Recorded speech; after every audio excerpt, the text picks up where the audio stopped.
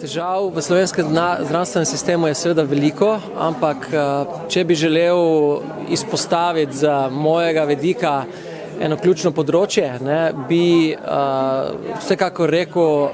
pomanjkanje finančnih sredstev, zagotovitev več finančnih sredstev na trajni osnovi, ki ga pa sam povezujem z problemom podzavarovanosti. To bi pomenilo, da ne samo, da na obstoječ način zalivamo zdravstveni sistem z bistveno več denarja, ampak način financiranja spremenimo, ne zgolj obsega, ker bo ta povezal tudi oziroma povzročil gospodarnejšo porabo teh sredstev. Z gospodarnejšo porabo teh sredstev pride lahko tudi seveda večje